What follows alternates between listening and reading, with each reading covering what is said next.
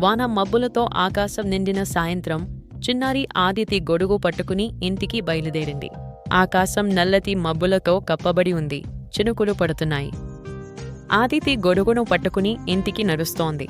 దారిలో వానలో తరుస్తూ చలికి వణుకుతున్న వృద్ధుడిని చూసింది. ఆయన నిస్సహాయంగా నిలబడి ఉన్నాడు. ఆ వృద్ధుడి దీనస్థితిని చూసి ఆదితి హృదయం కరిగిపోయింది. ఆమె కళ్లల్లో జాలి కనిపించింది. వెంటనే తన గొడుగును ఆయనపైకి చాచి, తాతయ్య, మనం కలిసి వెళ్దాం అంది. ఆ వృద్ధుడి కళ్ళలో ఆశ్చర్యం, కృతజ్ఞత మెరిశాయి. ఈ చిన్నారి సాయానికి ఆయనకు మాటలు రాలేదు.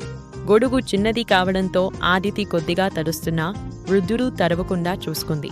వారి మధ్య మాటలు లేకపోయినా వారిలోని మానవత్వం వారిని కలిపింది. ఇద్దరూ కలిసి నెమ్మదిగా నడిచారు. వర్షంలో తోడుగా నిలిచారు.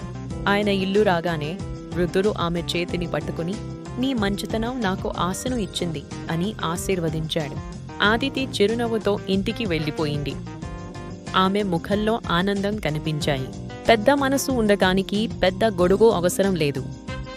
దయకు పరిమితులు లేవని ఆమె నిరూపించింది.